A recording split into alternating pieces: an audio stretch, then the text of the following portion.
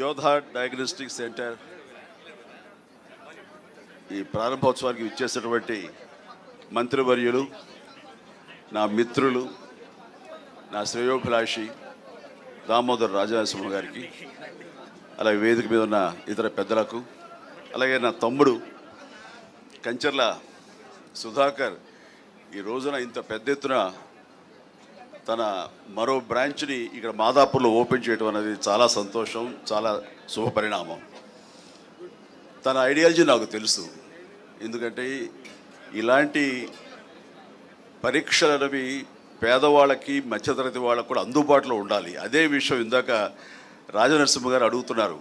ఇది వాళ్ళకి అందుబాటులో ఉంటేనే దీని ప్రయోజకత్వం, దీని యొక్క అల్టిమేట్ ఎయిమ్. అది దానికి రీచ్ అయ్యేలా నువ్వు ప్రయత్నాలు చేయాలంటే దానికి సమాధానం సుధాకర్ ఏం చెప్పలేకపోయాడు. అలాగే సార్ అంటూ నేను చెప్తున్నాను. లాస్ట్ టైం అమీర్పేటలో ఇలాంటి డయాగ్నోస్టిక్ సెంటర్ ఓపెన్ అయిన సందర్భంగా నాకు అప్పటికప్పుడు అనిపించింది, మా సినిమా కళాకారులు, కార్మికులు ఎంతోమంది ఉన్నారు. వాళ్ళందరూ ఏ రోజుకు ఆ రోజు ఉపాధి, ఆ రోజు వాళ్ళ పబ్బం గడుపుకోవాల్సిన పరిస్థితి. అలాంటి వాళ్ళకి కూడా ఇలాంటి అవసరాలు ఎంతో ఉంటుంది, ముఖ్యంగా మెడికల్ ఎయిడ్.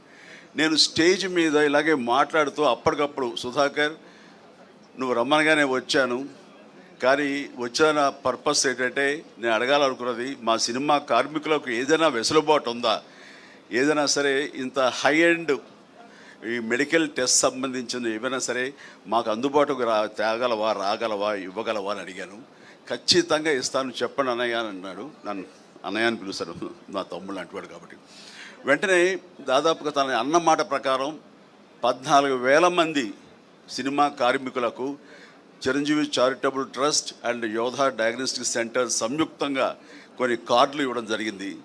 అది 14,000 మంది కేవలం ఆ ఇష్యూ చేసిన మెంబర్స్కి మాత్రమే కాదు, వాళ్ళ ఫ్యామిలీ మెంబర్స్ కూడా ఆ వెసులుబాటు ఇవ్వగలిగాడు. అంటే దాదాపు 14,000 ఇంటూ 5 మంది, వాళ్ళ అమ్మ, నాన్న, భార్య, బిడ్డ ఎంతమంది అంతమందికి ఇచ్చేలాగా తను సమాయుత్తం అయ్యాడు. ఈరోజు కూడా ప్రతి కార్మికులు అంటారు, సార్ మీరు ఆ రోజున మాకు ఇప్పించబట్టి, అక్కడ మాకు ఆ వెల్కమింగ్ ఉండబట్టి, అక్కడ వెసులుబాటు మాకు ఉండబట్టి మాకు ఎంతో కలిసి వస్తుంది. ఎంఆర్ఐ చేయించాలంటే మాకు 15,000 నుంచి 18,000 దాకా అవుతుంది, మాకు 5-6 వేలలో అయిపోతుంది యోధా డయాగ్నోస్టిక్ సెంటర్కి వెళ్తే. ఇదంతా కలిపి ఆయన సుధాకర్ పెద్ద మనసు, అలాగే నా ప్రయత్నం ఇవన్నీ కూడా దోహదపడ్డాయని వాళ్ళు చాలా సంతోషిస్తున్నారు. దానికి తాము వంతు కృషిగా చేయటం అన్నది, సామాజిక స్పృహ ఉండటం అన్నది నాకు అతని పట్ల అపారమైనటువంటి గౌరవం ఉంది. అండ్ ఇందాక మన మినిస్టర్ గారు అడిగిన దానికి సమాధానం ఇదే సార్. ఆ రకంగా సామాజిక బాధ్యత వహించి తను ఇలాంటివి కల్పించాడు. అందుకని అలాగే ఇక్కడ కూడాను ఈ రోజున మన ప్రసాద్ గారు ఉన్నారు, ఆయన ఆధ్వర్యంలో డిజిటల్ ఫెడరేషన్ ఉంది. వాళ్ళకు కూడా ఈ రోజున యూట్యూబర్స్ కానివ్వండి, ఇతర ఇన్ఫ్లుయెన్సర్స్కి కార్డులు అందజేయడం అనేది ఇది చాలా చాలా శుభపరిణామం, చాలా మంచిది. ఇలాంటివన్నీ కూడాను పేదలకు కూడా అందుబాటులో రావటం అనేది నేను మనస్ఫూర్తిగా హర్షిస్తూ ఇలాంటి సెంటర్స్ మరెన్నో చేయాలి. ఎందుకంటే అతనికి వ్యాపార దక్షత నా గురించి నాకు తెలుసు. అమెరికాలో తను ఎంతగా వ్యాపారం, తను బిజినెస్ మ్యాన్గా ఒక కార్పొరేట్గా అక్కడ ఉన్నాడో తెలుసు. కేవలం తను డబ్బు సంపాదన కోసం అయితే కనుక అమెరికా కంటే ఇక్కడ ఏమి వయబిలిటీ కాదు. అలాంటి అమెరికాని కాదనుకుని అక్కడి నుంచి ఇక్కడికి వచ్చి ఈ రకమైనటువంటి